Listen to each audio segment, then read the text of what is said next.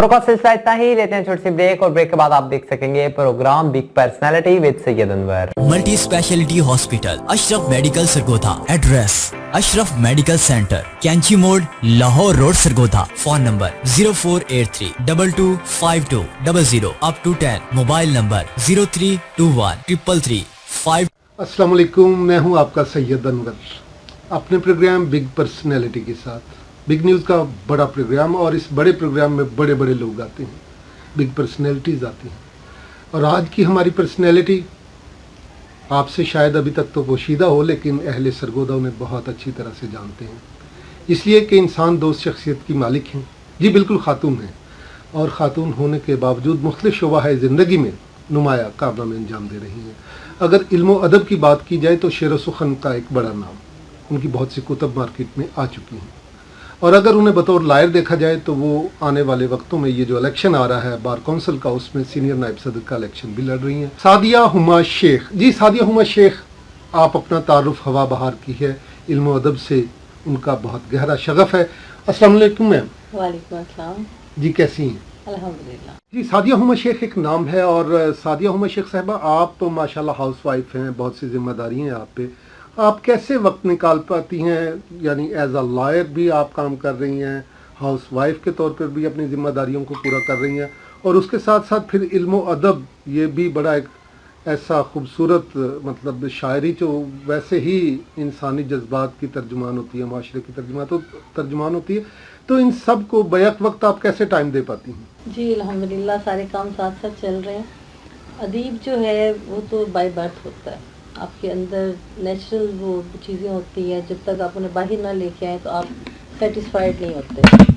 और वकालत जो है ये मेरा प्रोफेशन है, मेरा जुनून है, क्योंकि पूरी फैमिली हमारी लॉ के शोबे से ताल्लुक़ रखती है, तो मैंने भी साइंस से फिर लॉ में छलांग मारी। और उसका रीज़न ये था कि मैंने ख़वातीन को बहुत बुरे हालों में देखा था इंसाफ के लिए, स्पेशली जो फैमिली केसेस होते थे, किसी के डाइवोर्स का प्रॉब्लम है तो उसके लिए बहुत ज़्यादा उस स्टेप से गुजरना पड़ना था। फिर अगर डाइवोर्स हो गई है तो बच्चे की कस्टडी के लिए मैंने औरतों को तड़पते देखा। और जब कचहरी जाते थे, जब बचपन में ज़ाहिर चाचू मेरे विजिटर थे तो उनके साथ जाना, तो वहाँ पे ख़वातीन को मैंने बहुत रुलते देखा, उनके साथ नाइंसाफ़ी होती। तो वहाँ से फिर मैंने एक चीज़ जो है वो मेरे माइंड में आई कि मुझे लायर बनना है और मैंने ख़वातीन को इंसाफ दिलाना।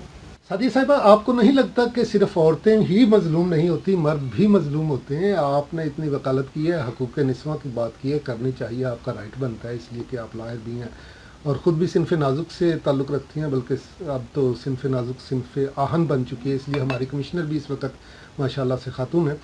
तो कभी आपको मुख्तलिफ़ केसेस डील करते हुए ये अंदाज़ा नहीं हुआ कि बाज़ औक़ात मर्द जो बज़ाहिर बहुत ज़ालिम और पुरतशद्दुद और इस माशरे का वो बादशाह नज़र आता है, उसको आपने कहीं उसकी मज़लूमियत को नहीं देखा? जी, माशरती नाहवारी इस तरह है कि हमारे यहाँ शुरू से ही जो है मर्द को फोकियत दी जाती है, उस लिहाज से मैंने ख़वातीन की मज़लूमियत की बात की। अदरवाइज़ तो मैं कहती हूँ कि जिसके पाँव तले रब ने जन्नत रख दी वो कभी मज़लूम नहीं हो सकती, क्योंकि ये फैमिली मैटर्स हैं, इसका सारा दोष जो है वो ख़वातीन पे दिया जाता है। जैसे अगर बच्चे हैं नहीं हो रहे तो वो कसूरवार कौन है? औरत।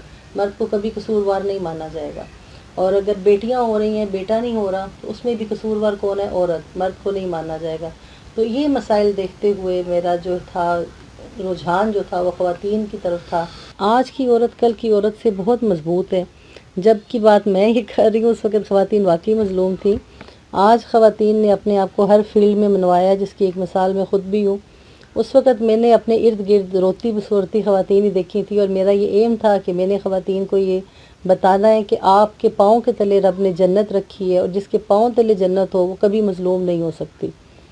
क्योंकि हमारे माशरे में ये आज भी है कि अगर शादी के बाद बच्चे नहीं होते तो उसकी कसूरवार औरत है, और अगर लड़कियाँ हो रही हैं, लड़का नहीं हो रहा, बेटा नहीं हो रहा, तो उसकी कसूरवार भी औरत है। तो यहाँ पे ख़वातीन को इंसाफ की अशद ज़रूरत थी, और यही मेरा एम था। और अल्हम्दुलिल्लाह मैं जेल की ख़वातीन के लिए भी पिछले 3 साल से काम कर रही हूँ। जेल रिफॉर्मर कमेटी की मैं चेयरमैन हूँ। तो वो सबसे मज़लूम है, क्योंकि वो औरतों का एक ऐसा तबका है जिन्हें उनके घर वाले भी ऑन नहीं करते। अगर उनके बच्चे हैं तो वो भी उनकी तरफ आते हुए शर्मिंदगी महसूस करते हैं, तो उन्हें हमारी बहुत ज़रूरत है। मोहतरमा सादिया हुमा शेख साहिबा, आपकी गुफ्तगू सुन के बहुत अच्छा लग रहा है, और हमारे माशरे में मैं समझता हूँ कि अगर सिर्फ अदल कायम कर दिया जाए تو ہم بہت ساری مصیبتوں سے بچ سکتے ہیں اور ہمارا معاشرہ جو ہے وہ دنیا کی ترقی پذیر جو ممالک ہیں ان کے مقابل کھڑا ہو سکتا ہے۔ اچھا یہ بتائیے گا کہ آپ نے مطلب کہہ لیں کہ کس طرح سے مینج کیا؟ ہمارے بھائی بھی بہت خوش نظر آتے ہیں آپ سے، عمومی طور پہ آپ دونوں کی رفاقت کو دیکھ کے بعض اوقات کچھ جلن سی اس لیے محسوس ہوتی ہے کہ اس طرح کی فیملیز نظر نہیں آتی۔ میرے گھر کے حالات کچھ اور ہیں دوسرے کو، اور عمومی طور پہ یہ ہے کہ تقریباً میں نے جو اسٹڈی کیا ہے کہ 80% لوگ بلکہ 90% لوگ جو ہیں ان کے وہ جو جوڑے ہیں وہ مناسب نہیں ہیں، نتیجتاً وہ خوش نہیں ہیں۔ اصل چیز تو ہوتی ہے ذہنی ہم آہنگی، ایک دوسرے کو سمجھنا، جو یہاں پہ نظر نہیں آتی۔ اور اس کے بعد پھر آپ ماشاءاللہ علم و ادب میں بھی اتنا کامیاب سفر کر رہی ہیں، آپ کی کچھ کتب بھی آ چکی ہیں، اس کے حوالہ سے بھی بتائیے گا پلیز۔ جی، جیسے کہتے ہیں کہ ایک کامیاب مرد کے پیچھے عورت کا ہاتھ ہوتا ہے، تو اسی طرح کامیاب عورت کے پیچھے بھی مرد کا ہاتھ ہوتا ہے، اور میری کامیابی کے پیچھے الحمدللہ جو پہلا مرد تھا وہ میرا باپ تھا۔ آج اگر وہ مجھے سپورٹ نہ کرتا تو میں سعدیہ عمر شیخ بھی نہ ہوتی، کیونکہ میرے اپنے جو چاچو ہیں، میں نے آپ کو پہلے بھی بتایا کہ برسٹر تھے، تو میرے لا کالج سرگودا میں پہلا بنا تھا جس کی میں اسٹوڈنٹ تھی، تو وہ بھی میرے مخالف تھے کہ بیٹی کو لا کروا رہے ہو، یہ کچہریوں میں جائے گی، مردوں کے ساتھ اٹھے گی بیٹھے گی، اسپیشلی میرے ننہال دیہاتی بیک گراؤنڈ رکھتے ہیں، انہوں نے بہت تنقید کی اس بات پہ۔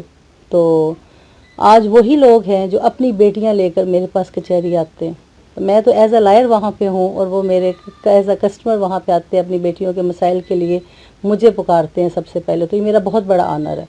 سیکنڈلی میری جب شادی ہوئی تو میری پہلی جو ڈیمانڈ تھی، جیسے لڑکیاں زیورات مانگتی ہیں، حق مہر رکھواتی ہیں، تو میری پہلی ڈیمانڈ یہ تھی کہ میں اپنا لا پورا کروں، میں اس وقت فرسٹ ایئر میں تھی۔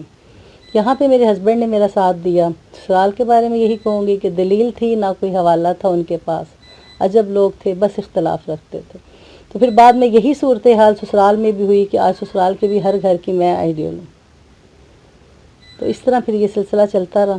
اچھا اپنی شاعری کے حوالے سے کچھ بتائیے۔ جی، شاعری کے حوالے سے میری پہلی بک آئی تھی کالج دور میں ہی، جب میں بی ایس سی کر رہی تھی 2007 میں، اس وقت میری بک آئی تھی وصل میں تشنگی، اور سیکنڈ میری پھر افسانوں اور کالمز کا مجموعہ آیا۔ یہ میں نے ایک ٹرینڈ دیا کہ افسانوں کے ساتھ کالمز دو ایک بک میں، یہ دونوں چیزیں اکٹھی ہو گئیں بال ہما کے نام سے۔ پھر میرے کال آتے تھے فیس بک پہ، سوشل میڈیا پہ، وہ بہت ان ہوئے تو سب نے کہا، تو میں نے اس کی ایک بک آئی اقوال ہما کے نام سے۔ پھر میں نے سفر نامہ لکھا وادی اقلام کا فصوں، اور یہاں پہ میرا یہ آنر ہے کہ میں سرگودا کی پہلی خاتون سفر نامہ نگار ہوں۔ دوسرا میرا وادی سون پہ آ رہا ہے سفر نامہ، اور پانچواں میرا ناول خوابوں کے رنگ، جس میں نے ہاسٹل کی لائف کا ذکر کیا ہے کہ ہاسٹل میں بچیاں جو ہیں وہ کیسے آتی ہیں، وہ کون سے خواب لے کر آتی ہیں، اور پھر ان خوابوں کو کس طرح بدرنگ کر دیا جاتا ہے ان میں رنگ بھرنے کی بجائے۔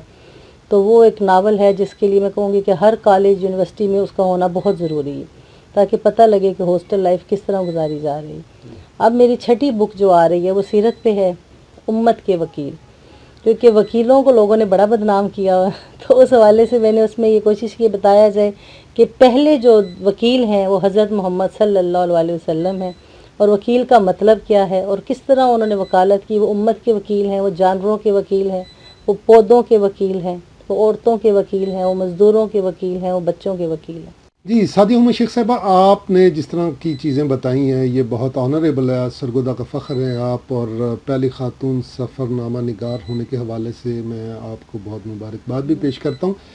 اصل میں یہ پوچھنا چاہوں گا کہ آپ نے اتنا کام کیا، ہمیشہ یہ جو کام ہوتا ہے یہ انسان میں تحریک پیدا کرتا ہے، اور جب اس کی پذیرائی ہوتی ہے تو بندہ بوسٹ کر جاتا ہے، انسان کو بہت پھر جذبے بیدار ہوتے ہیں کام کرنے کے لیے۔ تو آپ نے ایک تو یہ بتائیے گا کہ یہ جو ادبی تربیت ہے یہ کہاں سے حاصل کی، اور دوسرا یہ بتائیے گا کہ اس کے صلہ میں آپ کو کچھ اعزازات سے بھی نوازا گیا تو وہ کیا ہیں؟ جی، آج کل جو ملک کے حالات ہیں، کوئی باغ و بہار شاعری تو نہیں سنا سکتی۔ سیلاب سے پہلے ملک مہنگائی کے طوفان میں ڈوبا ہوا تھا، اور اب ہم سیلاب میں ڈوبے ہوئے، اس حوالے سے چند اشعار پیش خدمت ہے۔ جو سر کے بل ہیں وہ دستار والے ہوتے تھے، جو سر کے بل ہیں وہ دستار والے ہوتے تھے، کبھی یہ لوگ بھی گھر بار والے ہوتے تھے۔ جو رو رہے ہیں ہنسا کرتے تھے کبھی پہلے، جو رو رہے ہیں ہنسا کرتے تھے کبھی پہلے، جو ہیں خاموش وہ گفتار والے ہوتے تھے۔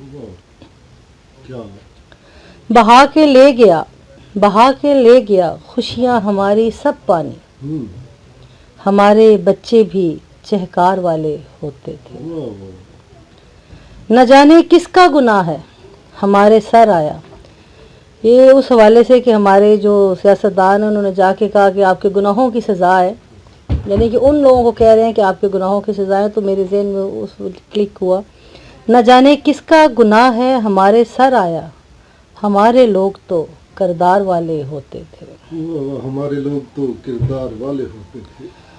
आखिरी शेर है, हुमा ये नफ़रतें जाने कहाँ से आई हैं, हुमा ये नफ़रतें जाने कहाँ से आई हैं, मेरे वसेब में सब प्यार वाले होते थे। बहुत शुक्रिया जी सादिया हुमा शेख साहिबा, बहुत शुक्रिया आपकी मोहब्बतों का। आपने हमें इनवाइट किया और हमें मौका मिला आपसे गुफ्तगू करने का। आपके घर आकर हमने आपकी बुक्स देखी, आपकी लाइब्रेरी देखी, बहुत सी बातें हुई और बीच में बहुत सारी चीज़ें ऐसी भी थी जिन्होंने उसे खट्टा मीठा कह सकते हैं, इसलिए कि हमारे सुनने वालों को कुछ ऐसी बातें होती हैं जो वो सुनना चाहते हैं, जो आपने बड़ी तफसील से बयान की।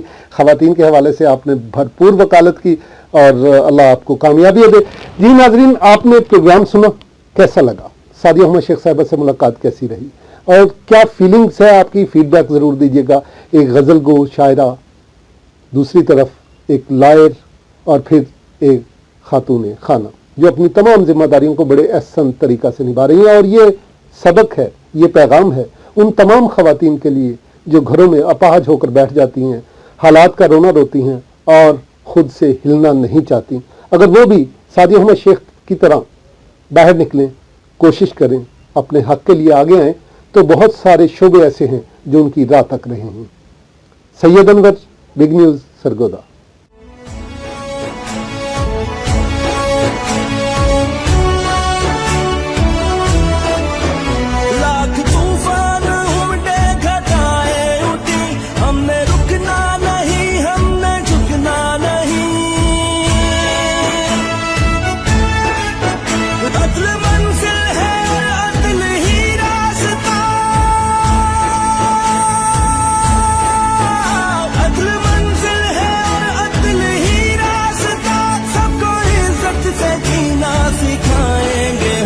अदल मंजिल है और अदल ही रास्ता, सबको इज्जत से जीना सिखाएंगे हम।